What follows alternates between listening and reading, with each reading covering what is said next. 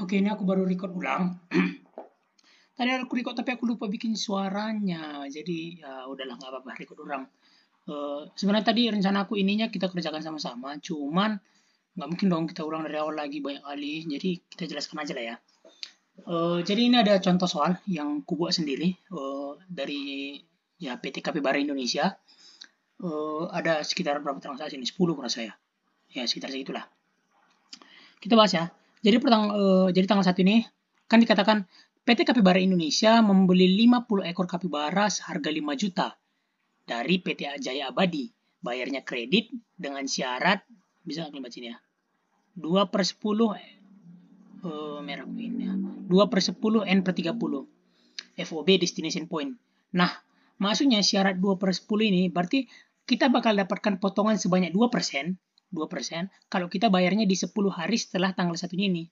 Berarti ada tanggal 2, tanggal 3 gitu itulah sampai tanggal 11 kalau salah. Dan kesepakatan kita sama orang itu kita bakal bayar selama 30 hari.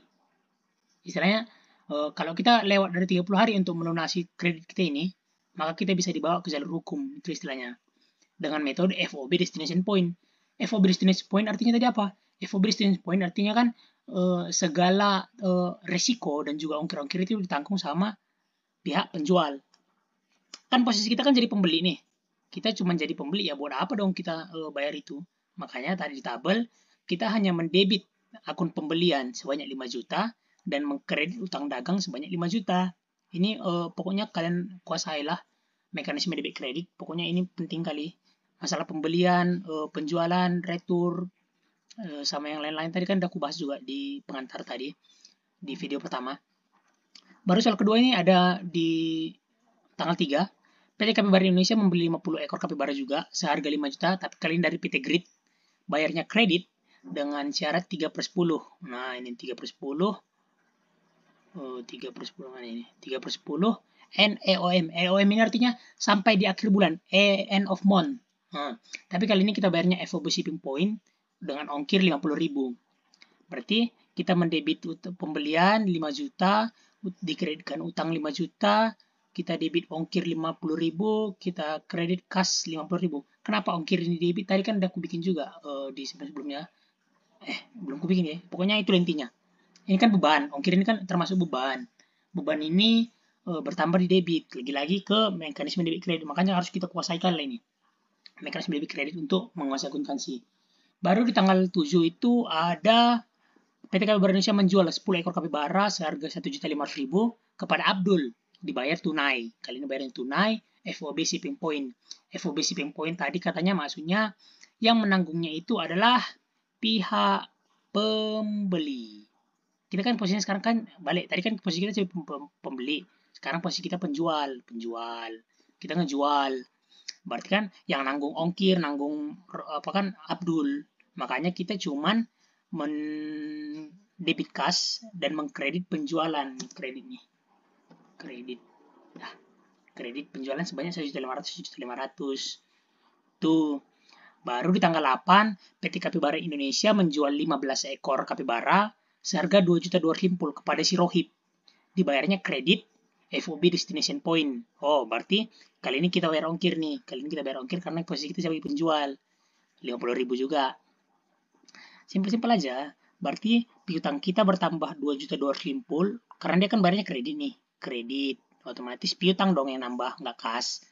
Baru penjualan kita di kredit 2.250 karena kita menjual. Ini masalah penjualan ini kenapa di kredit sama tadi pembelian kenapa di debit itulah yang tadi ada di video sebelumnya yang kujelaskan. Itulah. Baru ada ongkir kan, ongkir 50.000 kas kita kan kita bayar ongkirnya kan pakai kas lah nggak mungkin ngutang juga ongkir miskin kali kayaknya perusahaan kita ini PT Kapibara itu harus sultan gitu. Tanggal berapa sekarang? Tanggal ini udah tanggal 9. PT Kapibara Indonesia melunasi utang ke PT Jaya Abadi. Kita yang PT Jaya Abadi kapan kita ngutang? Tanggal 1. Ini tanggal 9. Berarti kita masih memenuhi dong yang dapat 2 per 10 ini. Kan dari tanggal 1 ke tanggal 9 ini kan masih dalam kurun waktu 10 hari nih kan. Masih dalam kurun waktu 10 hari. Berarti dapat diskon 2%. Kita hitung dong. Biaya 5 juta. Berarti 5 juta dikali 2%. 2%. kita dapat diskon 100.000. Oh, ya udah. Berarti kita utang kita bakal berkurang 5 juta, kas kita berarti kita keluarkan kas, kita bayar 4.900.000 aja karena kita dapat potongan pembelian sebanyak 100.000. Nah, baru lanjut ke tanggal 16.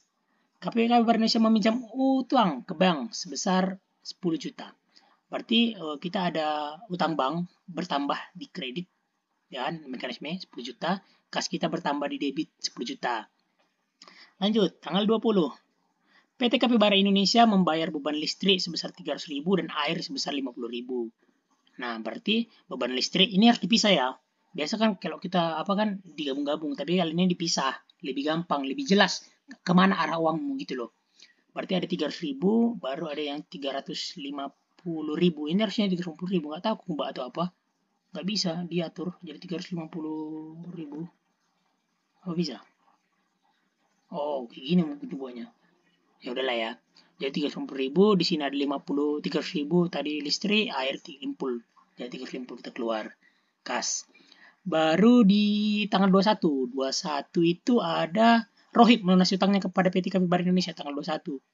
Mana yang Rohib tadi ya? Oh ini. Dia membeli 15 ekor kapibara.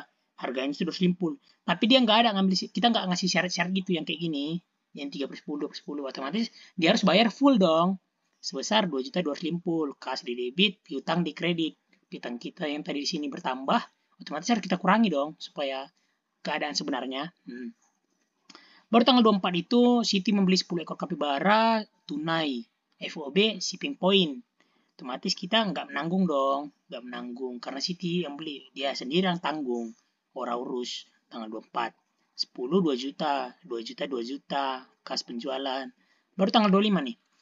Tapi yang dibeli Siti tadi tanggal 24 ini, dia dipulangkannya sebanyak 2 ekor kapibara karena sakit. Itu harganya kan 200.000 dari sini, dari 2 ekor itu. Otomatis kita harus balikkan uangnya. Makanya kita mengurangi kas kita 400.000, baru retur penjualan di debit itu 400.000. Ini masalah retur ini juga tadi udah kita bahas di video sebelumnya. Tengok lagi, di catatan juga ada. Baru di tanggal 28 nih, PT Kapibara Indonesia melunasi utang ke PT Grid. Tengok PT Grid. Kita ada tadi ngutang 5 juta, syarat 3/10. Oh, udah lewat, ya kita gak dapat diskon. Tapi kita masih memenuhi dong end of month, karena belum berakhir kan bulan 3 ini. Otomatis kita bayar 5 juta, 5 juta. Nah, setelah dijumlah ini semua, nanti hasilnya ini balance 39.300, 39.300. Gitu guys, tentang jurnal umum. Sekian dulu lah ya. Mungkin aku nggak lanjut kayaknya berurut semuanya, karena banyak kali materinya aku tengok. Gak mungkin juga kan, masih ada buku besar. Mungkin pengantar-pengantar kulit-kulit lah ya. Mau sampai jam berapa lagi cowok tidur? Aku pun pengen tidur jam 10. Oke, thank you ya guys. Aduh, masih nge-save dia. Oke, thank you.